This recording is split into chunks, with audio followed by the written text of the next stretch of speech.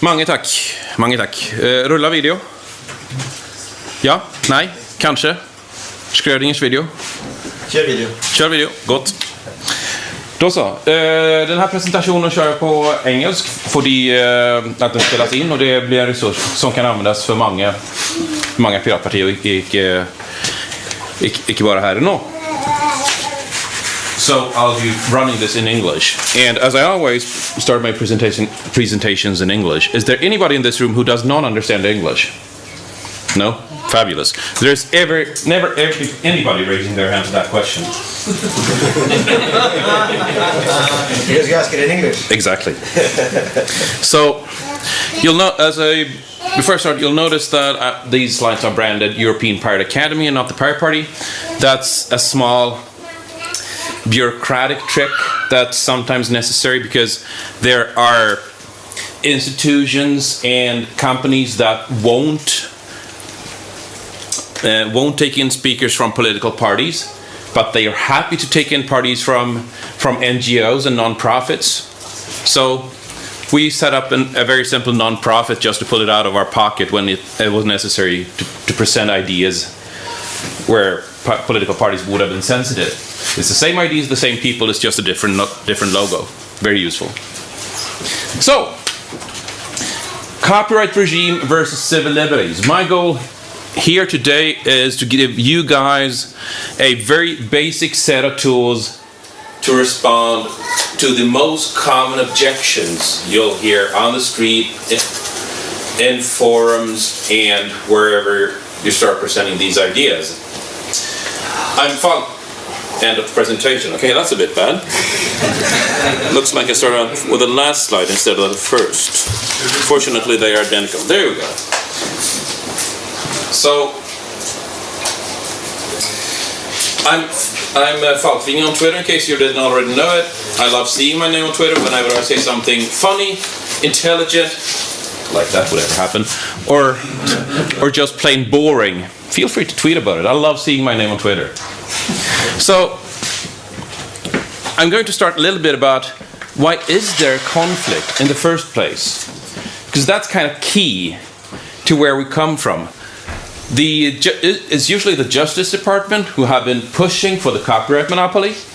It is another department that has been pushing for civil liberties, sometimes even within. No, actually, it's the Commerce Department, isn't it? That's pushing for the copyright monopoly, whereas the Justice Department is supposed to be pushing for civil liberties. Anyway, the point still stands that this has been a bureaucratic, somebody else's problem situation where nobody has really taken responsibility for the fact that these two mechanisms have become mutually exclusive.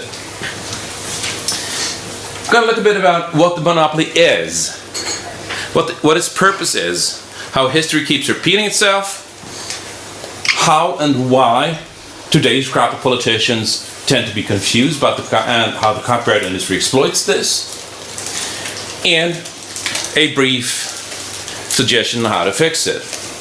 So why is there conflict? I'd like to start talking about the analog letter.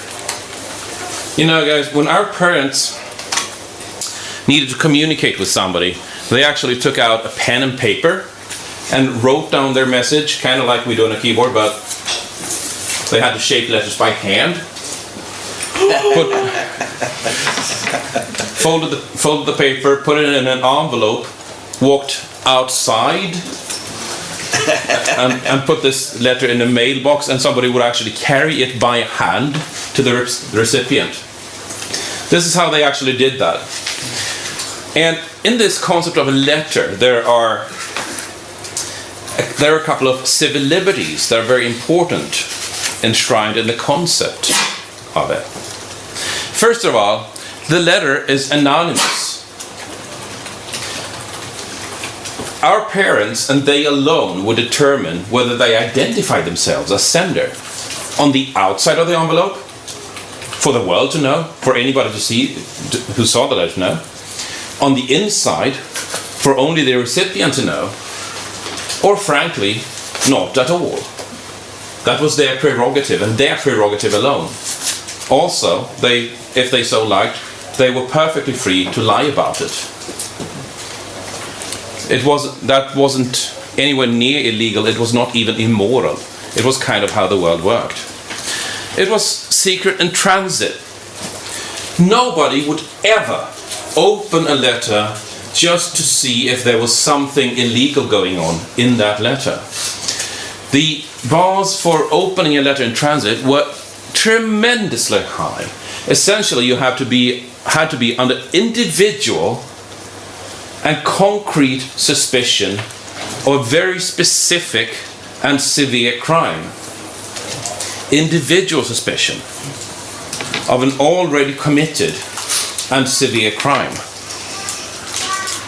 Nobody would dare opening a letter just to see if there was something funny going on. If you are sending a copied drawing or a copied poem in the mail, in a letter, nobody had the right to open it to even discover that. Nobody. Nobody had the right to open a letter to look for new crimes.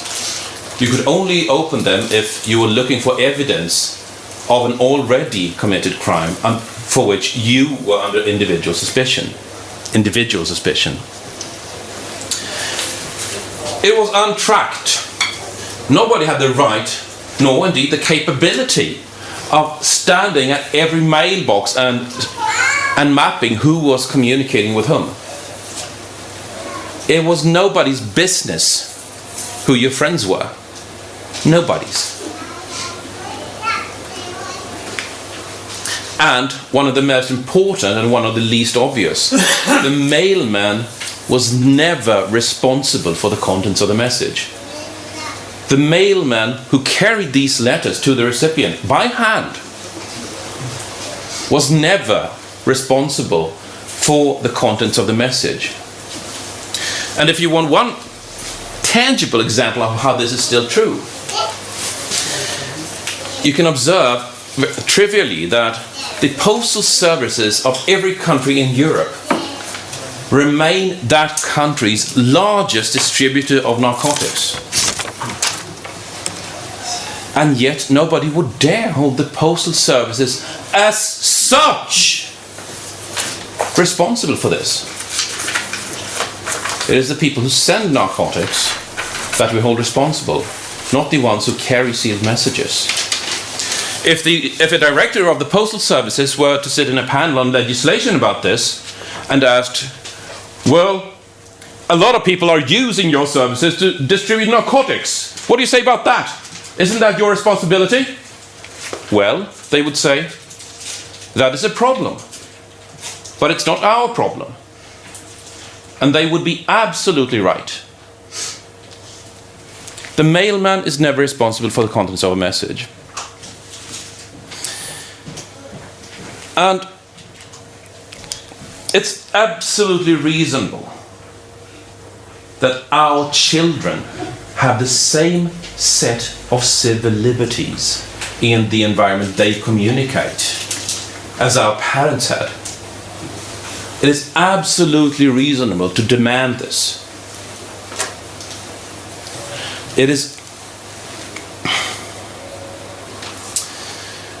This goes back to something as fundamental as demanding the same laws to apply online as they do offline.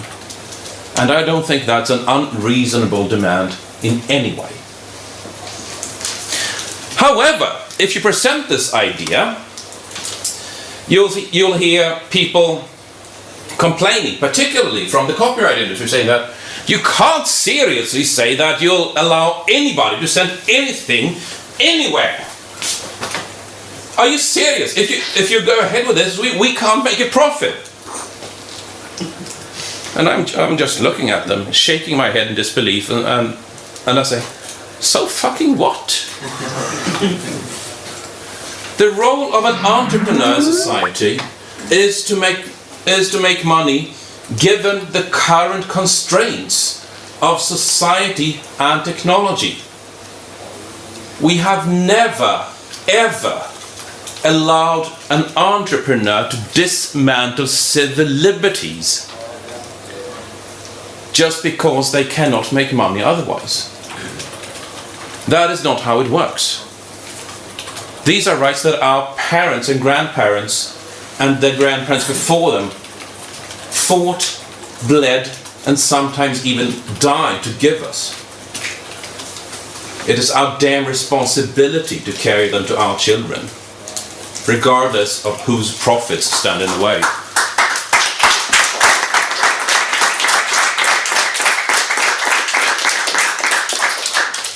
Thanks. So you're seeing an assault on the concept of the letter pretty much worldwide. And it's only the excuses that differ. Politicians, and for that matter, legacy industries all over the world are using locally acceptable excuses to assault and attack the letter, the concept of the letter. In China, it's stability and morality of the nation. In the Middle East, it's sometimes sanctity of the prophet. Here in the West, you always hear 4 specific excuses to attack the letter. It is organized crime, including narcotics. It is pedophilia. It is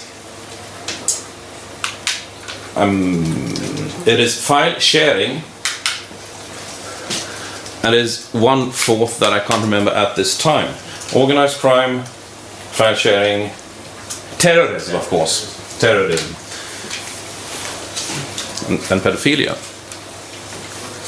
Where these 4 concepts have gradually expanded over time as well. Terrorism is now basically anything the government doesn't like. And we learned something from this. So let's take a look at this monopoly then, the copyright monopoly. You'll observe that I'm deliberately using the word the copyright monopoly, and there's a point to this. Some people will call it property. Never use that. Never ever use that word for any reason. The first reason, there are many reasons you should not do that. The first reason is that it isn't property, it is a monopoly, and let me explain how. If you buy a chair in a store somewhere, that chair is made from a master copy at some sort of plant. It is one of many, there are many chairs like it, but this one is yours. You have the receipt in hand, you can prove it. This chair is mine. That gives you certain rights, property rights, on how you can use this chair. You can take it apart if you like and use it for new projects. Maybe you want to use the wheels for a small car for your kid or something, I don't know. Perfectly free to do that. You can put it out on the porch for the neighbors to use. You can even charge them for using it if they're dumb enough to pay. You can look at how it's made and build a copy using your own raw materials and sell that copy, provided it's not under patent monopoly. But the invention of a chair, fortunately, is older than that, so that particular monopoly would have expired. Now compare this with when you buy a DVD. This DVD is one of many identical copies. You have the receipt in hand, so this is your property. You own this DVD in all its aspects.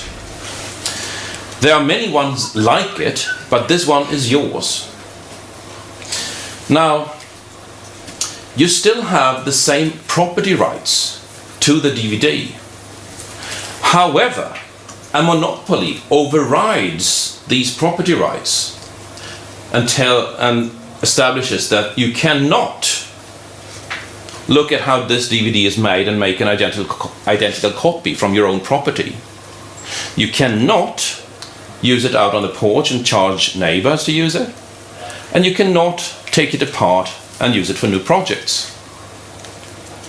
The key thing here is that the copyright monopoly is a limitation on property rights. Whenever you look at how copyright monopoly lawyers talk about these legal constructs, you'll never ever hear them saying property, you'll hear them saying exclusive rights, because lawyers are precise. You'll only hear the PR people talking about property. Lawyers are much more precise than that. And exclusive rights is a more complex way to say what we, in daily speak, call a monopoly. These monopoly rights limit property rights. That does not mean you cannot defend the copyright monopoly, but it does mean that you cannot defend the copyright monopoly from the standpoint that property rights are good, as some people try doing. You will end up in the exact opposite conclusion. This fact that the copyright monopoly is a monopoly that limits property rights, that's something that you'll need to be prepared and able to state this with complete fluency, even if somebody wakes you up in the middle of work. This is a game of words. This is a game of the information advantage.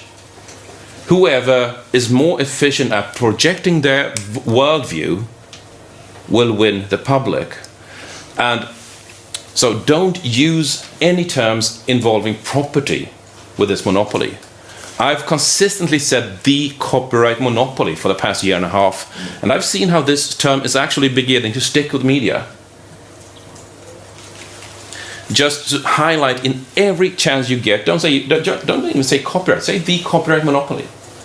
Yes, a question? Are you suggesting to protest the use of the word intellectual property? No, don't even mention it. It's wrong. Don't even mention it. Every time you mention it, you highlight it, you reinforce it. But I mean, if others mention it, should you arrest them? I don't even comment on it. The copyright monopoly you're suggesting here, blah blah blah, which is a limitation on property rights, blah blah blah. Yep. I'm an economist. And my bachelor was on digital economy. And in economics we use the term humans as intellectual property.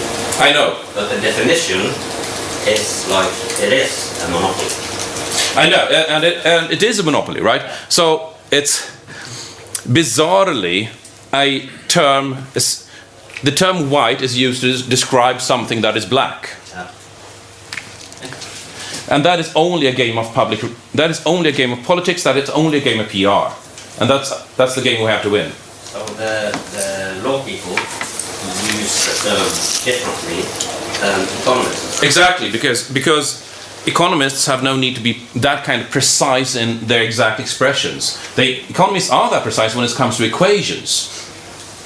Oh, well, other things. Well, okay. So anyway, this is a game of words. And it's imperative that you don't agree to playing on a football field where the field itself sets the rules, so you'll lose.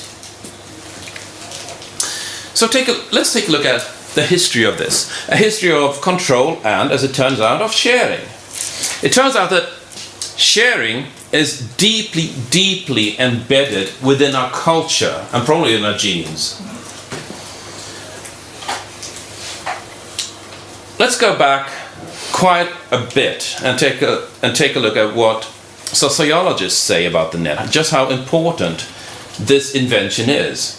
When I speak to sociologists about the net, which is arguably anecdotal evidence here, they generally divide into two groups. The first group says that the net is the most important of mankind since the printing press, about 600 years ago. The second group disagrees with this and instead tells me that the net is the most important invention of mankind since the written language, 6,000 years ago. And this kind of puts in perspective just how much it changes in terms of power. And the ability to communicate is power. And I'll go into why. Let's take a look at the Catholic Church about 15th century, early 1400s. At that point, books were copied laboriously by hand by monks and nuns. They were copied onto sheepskins and calfskins, So the cost of the raw material was immense. The cost of the work that the monks had to put into copy a book was immense. And such, the Catholic Church only allowed books to be copied that basically they agreed with. This concept, the information advantage, means that you hold an immense power in society. Because if you can dictate true from false, you need never worry about any single thing going against your interest. If you can control what the lawmakers know, feel, and think, they will mistake your interests for the public interest without even realizing that's what they're doing. This concept, I'm calling this concept the information advantage. And I found this, there's this quote that I found online which kind of describes it, that beware of he who would deny you access to information, for in his heart he dreams himself your master. This has been true throughout history.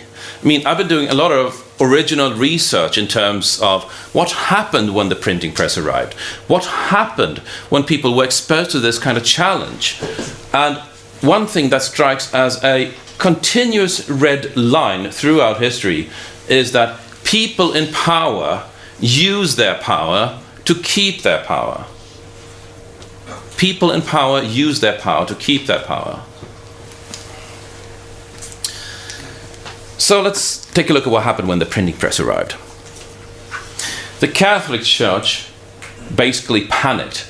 And you have to understand their position here. I mean, they had seen themselves as the one newspaper. Kind of like reporters have this idea of journalistic integrity today. We have a responsibility of selecting what to tell the public. You hear reporters saying that today as well. So, when the printing press arrived, they panicked because all of a sudden the middle class were able to publish ideas, thoughts, poems, novels, and they did. The printing press wasn't really a novel invention as such, rather it was a combination of 4 different ideas that were novel at the time. Oil-based ink, block pressing, metal movable type, and cheap paper. As you have observed, as I said before, book copying at the time was made onto sheepskin and calfskin. The printing press used a new Chinese way of manufacturing paper, which was based on discarded clothing. So paper became very, very, very, very cheap. So the Catholic Church panicked, went to royalties and asked for penalties for disseminating unauthorized information. This was in an age where unauthorized reading of the Bible would get you sent into exile. Reading. So the punishments for unauthorized copying and distribution of knowledge and culture gradually increased across Europe until, in France, on January 13, 1535, the penalty for unauthorized use of a printing machine, in use actually, hit the death penalty. And, surprise, it didn't work either. Not even the death penalty could make people unlearn what it was like to be able to share your experiences, share ideas, share novels, share how you felt. To read another person's truth. What this did was that it broke a very important concept. I've been told that 95% of early usage of the printing press was based on Martin Luther's translations of the Bible into German, French, people's own languages across Europe. So, doesn't this kind of feel superficial, why this would lead to 200 years of religious wars? Whether the Bible was in one language or another, as in, like, seriously, people were fighting for 2 centuries over that. But it goes deeper than that, because one of the languages were Latin, where the Catholic Church had the ability, and the only ability, to translate it into something people could understand. The other languages were understandable directly.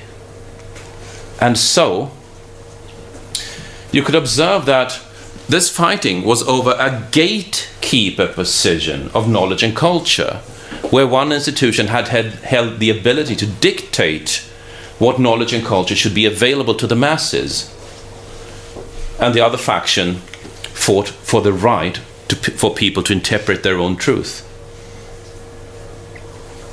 This was 500 years ago. Does this scenario sound familiar?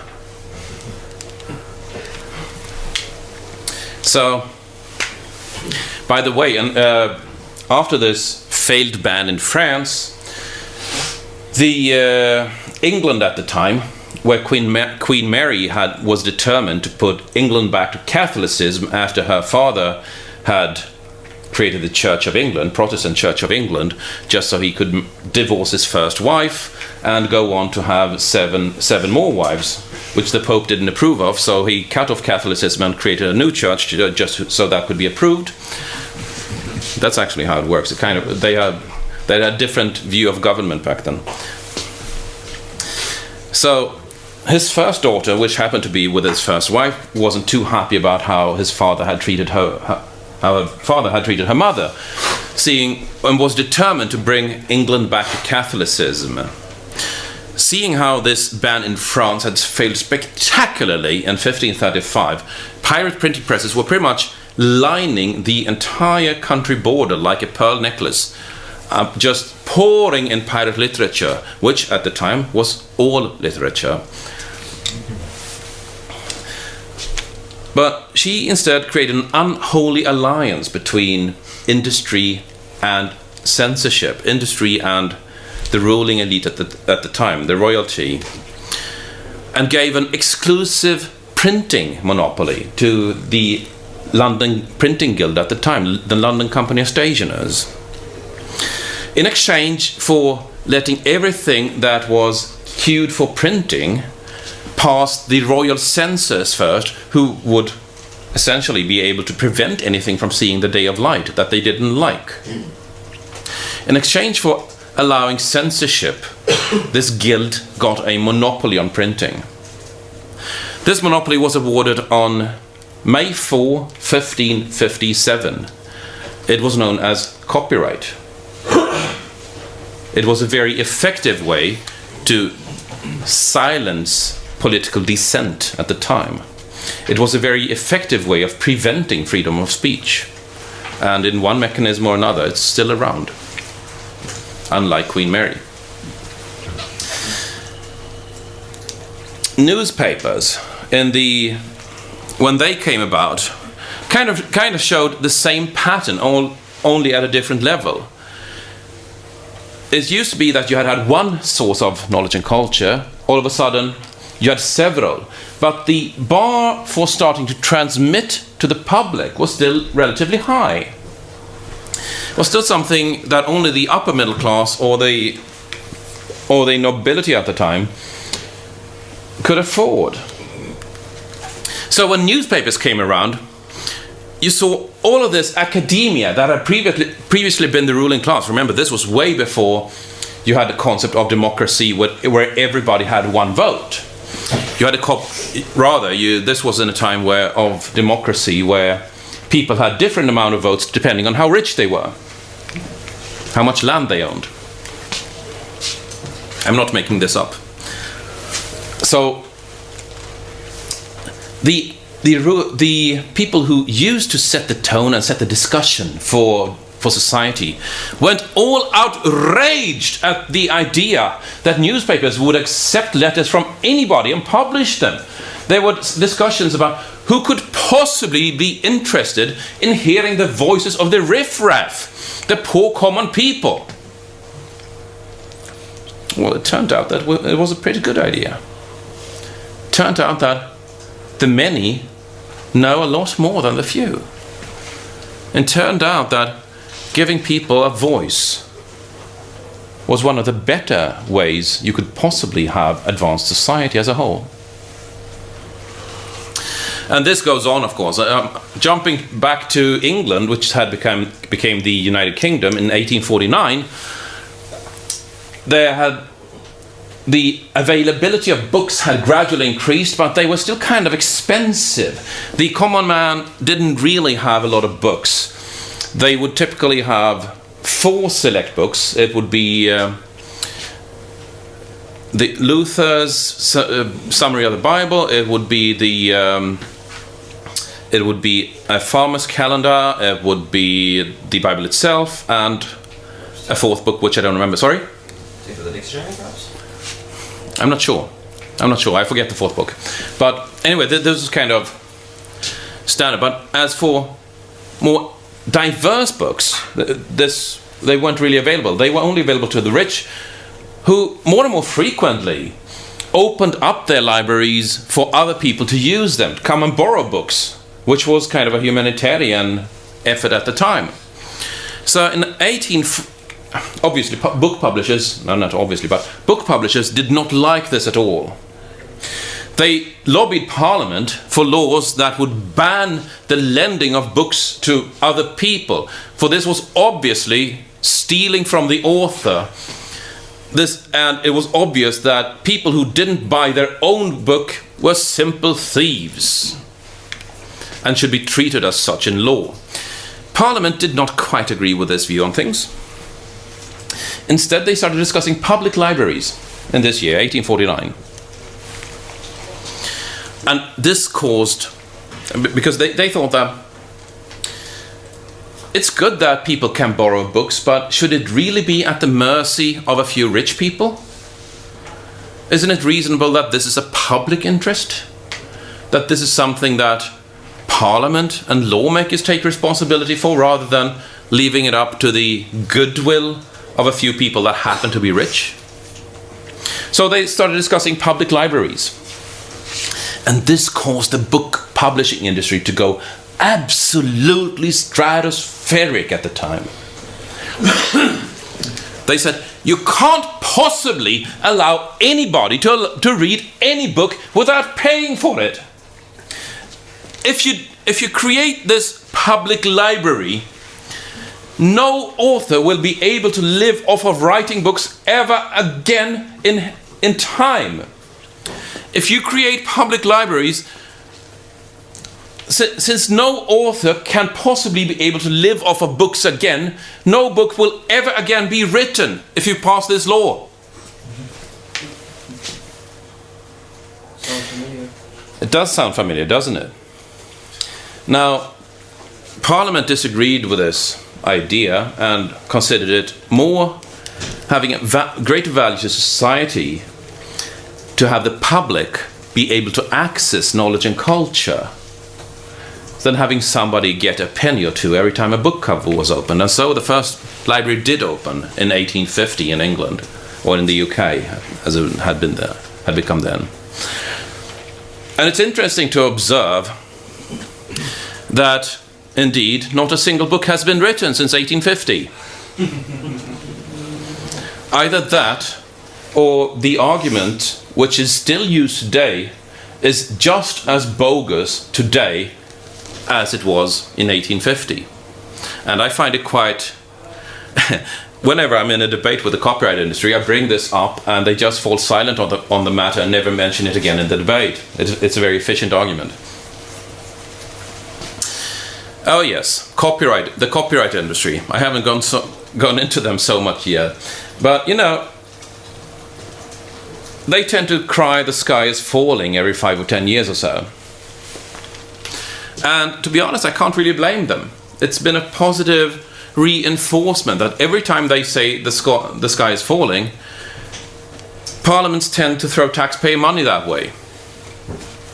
If I could just send a letter saying the sky is falling to somebody and get money in return every 5 years, I would do it too. So I don't really place the blame with the copyright industry here, that they are safeguarding their interests, and the one who have been failing spectacularly are politicians who have been failing or perhaps even neglecting to care about the bigger issue, the bigger picture. So just to take a brief look at what have been the copyright industry's enemies that would end society.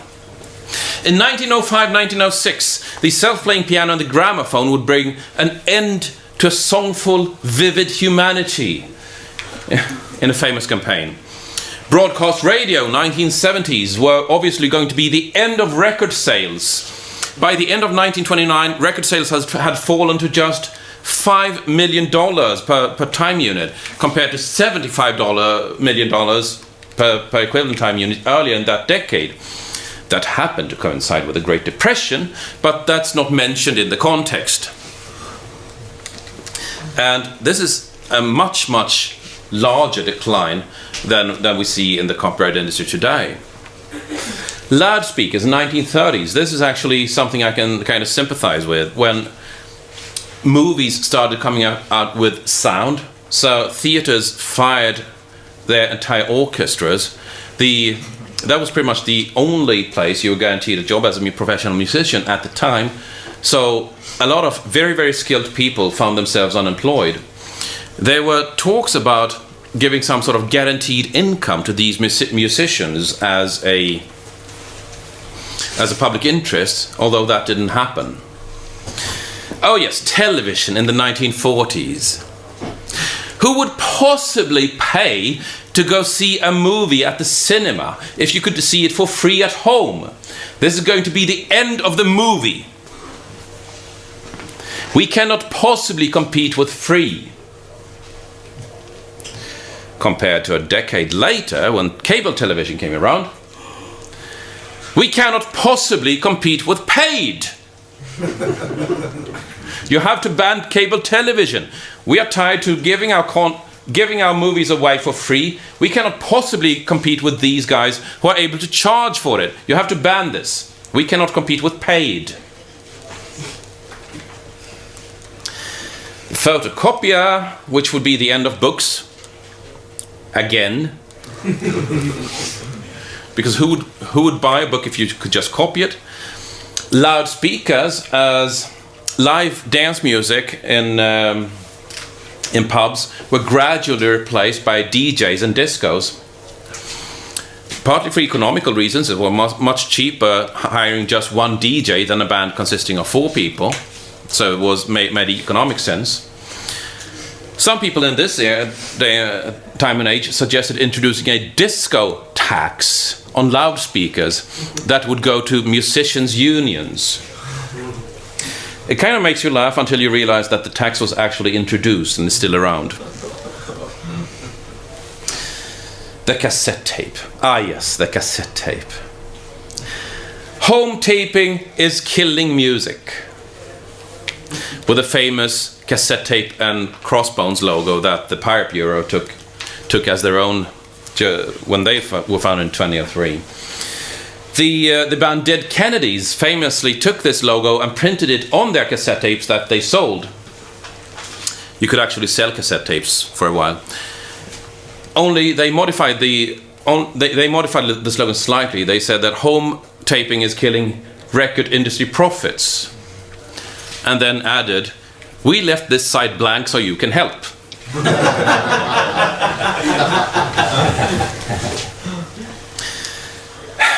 Page 2.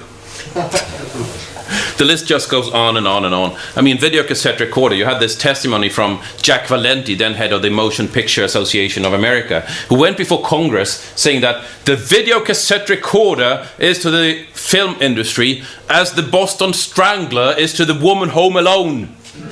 What? Yeah, that's definitely a... Wait, what? The list just goes on and on and on.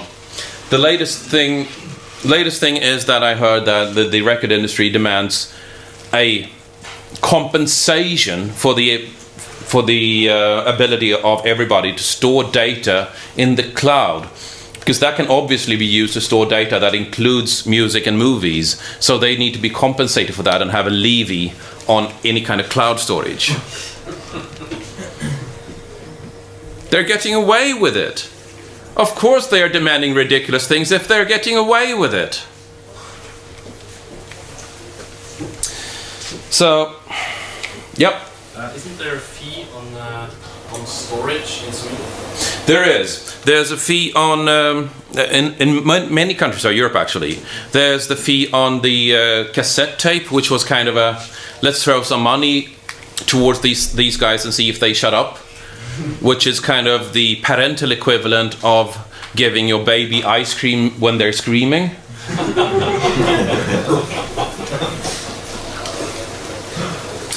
So that just continued, and they've been demanding more money ever since. The latest thing is that they now are getting levies, not just for blank media. I mean, a DVD-R has a higher tax that goes to the copyright industry than the tax on whiskey in Sweden. And that says a lot. And this levy has now expanded even to games consoles, as they can be used to store movies. And that's actually a good point that can be used politically.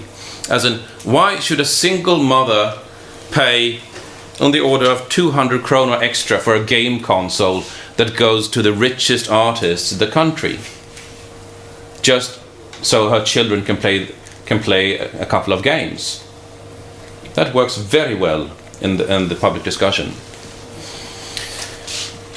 The monopoly has expanded massively over the years. Some people will say that there's nothing new about this. This is a 300-year-old mechanism, but that's not true. The interpretation of this law, the precedents in courts, the law itself has expanded massively. If you look at hip-hop, when it came around in the 1980s, it was a given that you were able to sample anybody's and everybody's music, remix it, rehash it, and see how it turned out, basically. Today that is illegal.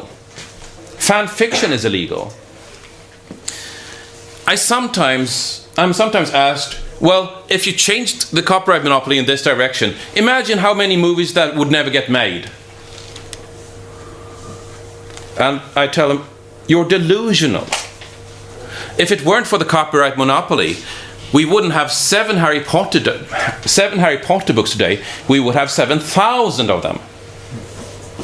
Most of them would be total crap. But there would be gems in there that do not get made today because of this monopoly. There are two sides to this coin. It's not what wouldn't get made because if you change the monopoly to be more reasonable. It's also how much culture are we already losing because it's illegal to make it? And as such, the monopoly has been hijacked by those who benefit from it.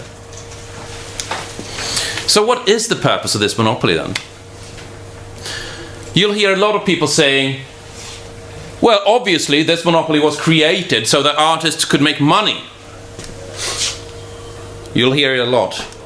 And it's utterly and blatantly false. It's what in political terms would be classified as bullshit. It's kind of hard to see what the purpose of the monopoly is, because most laws start out with a paragraph saying that the purpose of this law is XYZ. The copyright monopoly doesn't do that, except in one country that is currently driving this. There may be more countries, but I found this one, and that is the United States. Right, make money. Making money is a completely legitimate goal for any corporation. That's why they exist, to make money, but that's no excuse for being able to buy laws. Looking at the US Constitution on why the copyright monopoly exists, it is super clear on that issue, and it's very useful to refer to it. The purpose of the copyright monopoly, as stated in US Constitution Section 8, is to promote the progress of science and the useful arts. To promote the progress of science and the useful arts. And somewhat counterintuitively here, useful arts actually refer to handicraft, as in science, whereas science refers to what is today covered by the copyright monopoly. Because arts in that term is the same arts as artisan, as in making stuff with your hands. Science at the time was because there wasn't many books that were made just for fun. Most of them were written to distribute knowledge. But what we learn from this is that there isn't anything here about making money. There isn't anything here about giving somebody a right to profit. The only reason this monopoly exists is to promote humanity's advance of knowledge and culture, and that's it. So you sometimes hear that the copyright monopoly would be a balance, and that's true, but it is a balance between the public's interest in access to culture and knowledge on one hand, and on the other hand, an interest. It is a balance against the same public's interest in having new culture created. The public is the only legitimate stakeholder in this monopoly. The copyright industry is a beneficiary of the monopoly. They are a beneficiary. They rake in money from it. But that does not make them a legitimate stakeholder as far as lawmaking is concerned. Quite to the contrary, if a beneficiary got a say in how a law was written, and perhaps even worse, a veto in how the law was written, they would obviously never agree to anything that gave them less money. But laws are not written for a single industry, they are written for the public interest. Right, so whenever you hear, well, they have a right to profit if they put down all this work, you can just shoot that down immediately. That's bullshit. No entrepreneur has any kind of right to profit. No investment has any kind of right to profit. That's inherent in the word investment. You're taking a risk, and when you're an entrepreneur, the same rule applies to you as every other entrepreneur on the planet. You need to provide something that somebody else is prepared to pay for. If you can do that, you don't need any law to prop up your business. If you cannot do that, no conceivable law is going to save your business. There is no such thing as right to profit. This is an investment, as such it is a risk, as such. If you make your money back, good luck to you. If you don't, society is not going to save you. Yes? A few exceptions. Financial markets. A few exceptions. Financial markets. Banks. Right, financial markets are an exception, although they are an increasingly contested exception, with the awareness that banks actually have the right to create money out of thin air and then lend it out at interest. And we can say, just to summarize that discussion, that that concept is being increasingly questioned. So, to start wrapping up, all of this has happened before, and all of this will happen again. Now, that is a quote from Battlestar Galactica, but that doesn't make it any less true. If we look at how corporations learned this trick of controlling the truth and controlling your adversaries, I'm going to take an example from, again, England, with a red flag. When the automobile came around, obviously it wasn't called an automobile at the time. You always describe new concepts in words that you can relate to. This was something that was taken up by the technical vanguard at the time, but most people reacted just as everybody has always reacted to very new things. And the industries of the time found a way to actively counter this new invention and its disruption. Specifically, there was a law called the Red Flag Act in the UK in 1865. It said that any automobile needed a crew, it was actually called a crew, of 3 people. A driver, okay, I can live with that, Google's experiments hadn't taken off by then. A stoker, which means somebody who was shoveling coal into the engine, because these were steam driven at the time, and a guy walking in front of the car waving a red flag. This was a drawing from the time.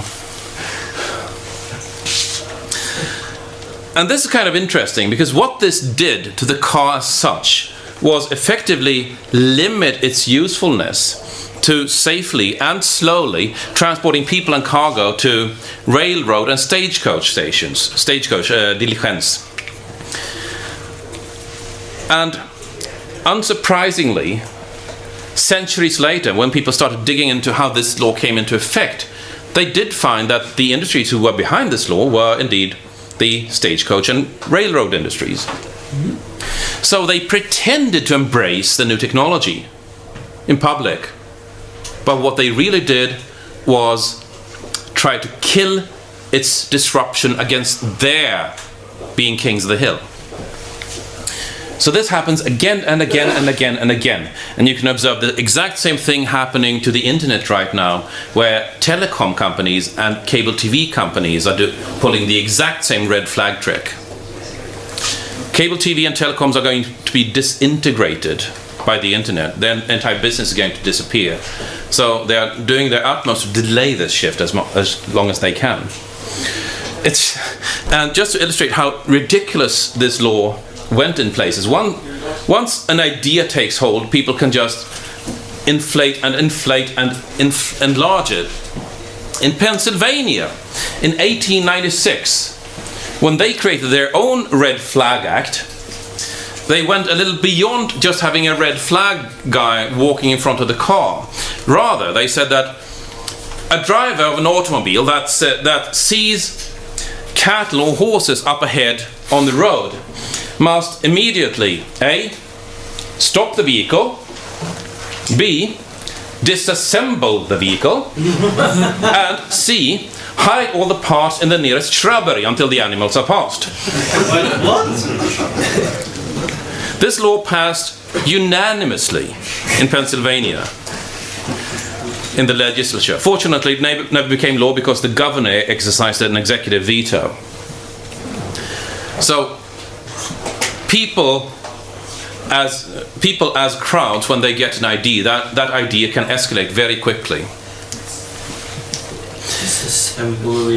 Yep, you can look it up. Look at the Red Flag Act in Wikipedia. You'll find the reference to Pennsylvania there. So, is there a right to make money? No, there isn't. Take a look at the ice making industry as an example. Before households were electrified in 1920s, 1930s, there was something called an ice making industry. They were cutting up huge blocks of ice from frozen lakes in winter, storing these blocks on sawdust in barns, and then carrying them out to households over the rest of the year so that households could keep food cold in a mechanical cupboard called an ice box. Then households were electrified. Over the course of less than a decade, the entire industry disappeared as people bought refrigerators instead. This was the largest industry in most European cities at the time. And it just vanished, with many, many personal tragedies of people who became unemployed. Many, many skilled tradesmen in ice cutting who there were no use for anymore. And yet, not a single individual proposed a 30,000 krona refrigerator tax that would go to the Ice Makers Union. I find this argument particularly effective when people suggest a broadband tax to bring up if we shouldn't have had a kylskåpsavgift when a refrigerator tax when houses were electrified. Technology has always changed business models and probably always will. So these are two very stark contrasts when the car was introduced and when the refrigerator was introduced. And by the way, this stupid law in the UK allowed Germany to get a 30 or even 40-year head start ahead of Britain with its car industry. And that's a head start Germany still enjoys, even a century later. Governments go even further with their interesting ideas. There was a bill in Arizona that criminalized hate speech way beyond ordinary hate speech when it applied online. It went so far to even criminalize annoying somebody online. Essentially putting people in jail for trolling. I mean, seriously, when I fly home tonight, and just imagine that I see 3 books in a bookshelf at Gardermoen Airport. The 3 books will be Fellowship of the Ring, The Two Towers, and Return of the King, right? So when I come home, I immediately sit down at the computer, I log on to my favorite fantasy forum, and I get all outraged at Hollywood's and the copyright industry's never-ending greed. How they put this masterpiece, this epic trilogy of Lord of the Rings into a book. And I would just rage about this, and then calm down a bit, go out and bring my biggest bowl of popcorn and enjoy the ensuing entertainment. So, does it really make sense to criminalize this?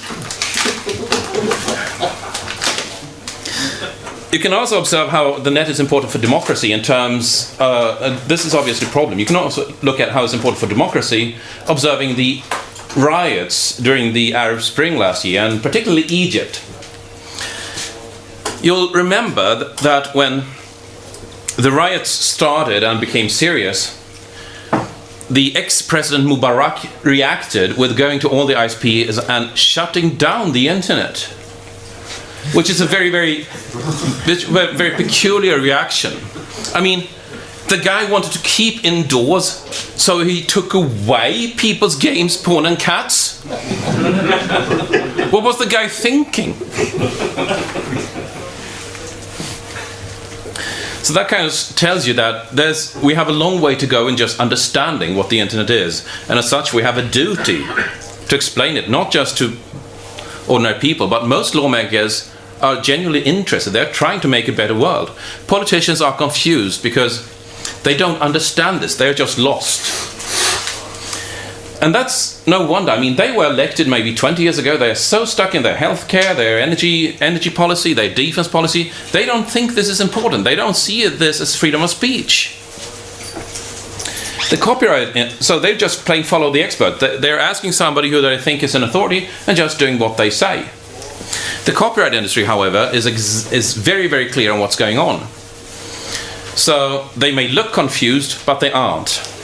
They're cynical beyond imagination. I'm going to give 3 examples. The first is that they've actively demanded entire populations to be wiretapped. They sued Eircom, the largest internet service provider in Ireland, for the ability to install wiretapping equipment in their core switches. Imagine that, a private industry demanding the right to wiretap an entire population and not even feeling an inch of shame about it. Yes? Wouldn't that be the same as demanding to open every letter in the post office? It would be the exact same thing as opening every letter in the post office. This goes directly back to the safeguarding the concept of a letter. This goes directly back to the fact that politicians do not understand that laws that apply offline have to apply online too. The copyright industry, and this is actually quite alarming, are using child pornography for leverage, for censorship. I will never forget when I was at a Copyright Insider seminar in Stockholm in 2007, and the then head of the Danish anti-pirate group, Johan Schlüter, I think. stood up and said, "My friends," he obviously didn't know we were there, "My friends, politicians do not understand that we need to filter the internet. That is a problem, because they don't see the need for filtering music and movies. But however," he said, "they do understand you have to filter child pornography, so we can use that. We will help them to filter child pornography, and then in the next step, we will use this to filter music and movies as well." I was like, did he really say that? And this is how deep the cynicism of these people go. They don't hesitate a second to blame the rape of children for their failed business models. This goes way beyond a wait, what moment. And, as I've said before, they are actively trying to destroy the letter, in particular the messenger immunity. If you can hold a few letter carriers responsible for what they're carrying, they'll just refuse to carry anything that isn't pre-approved. And so you have an opportunity to turn the internet into a glorified cable television network. Hence, copyright regime versus civil liberties. So how do you fix this? We had a proposal that's taken hold in the European Parliament that's in five points. But first, technical activism and academic activism, as in just explaining this on different frontiers. But the concrete points is reduce the monopoly to cover commercial activity only. Get the monopoly out of honest people's bedrooms. That would legalize file sharing overnight.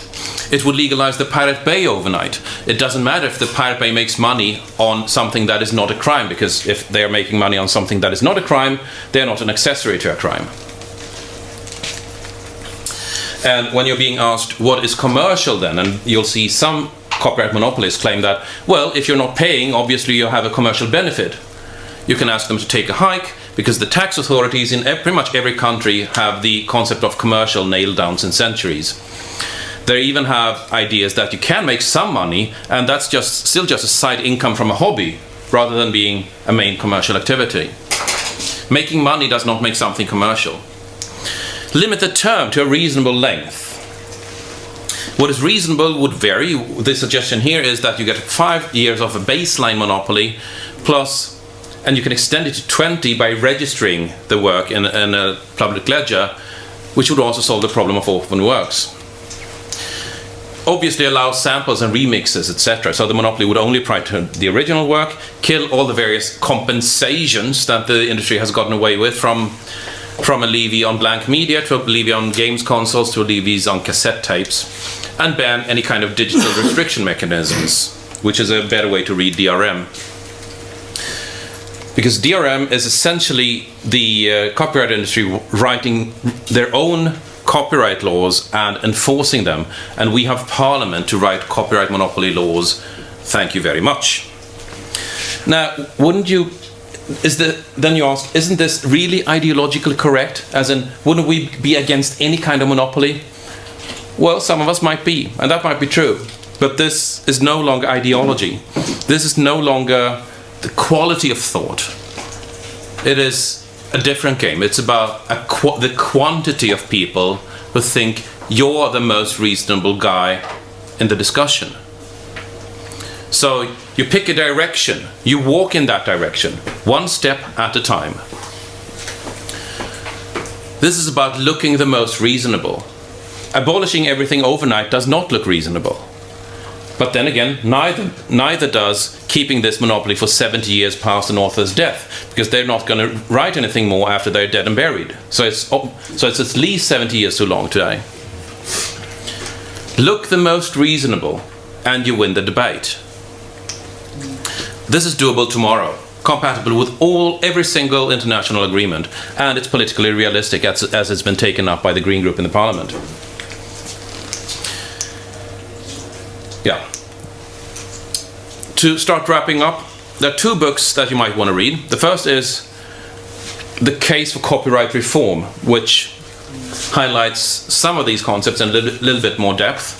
You can get it at that URL in a number of electronic formats. And the second is a book I'm writing right now that's going to be published in about 6 weeks, which is called Swarmwise, which highlights my experiences with leading the Swedish Piratpartiet for its first 5 years. What I did right, what I did wrong, and very, very many tactical tips on how to organize rallies and so on. It's going to be out in about 6 weeks, and it's going to be free to share and spread with the wind. So, final observation here. It used to be that authority was sold, and the reason authority was sold was that it was controlled. It was controlled because it was scarce. But authority, as we see, is equivalent to having the information advantage. So authority has become abundant. Authority has become abundant. The lesson we draw from that is that change doesn't just happen. Somebody makes change happen. Every single time, somebody makes change happen. And the one thing, the one question I want you to take with you out of this room is,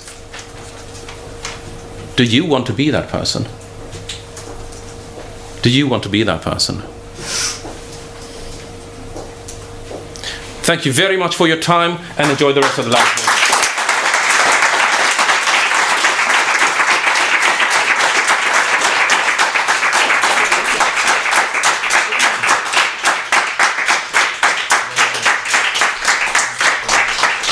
And if you want to grab me for questions or just punch me in the face because I'm stupid, I'll be hanging around here for the rest of the day.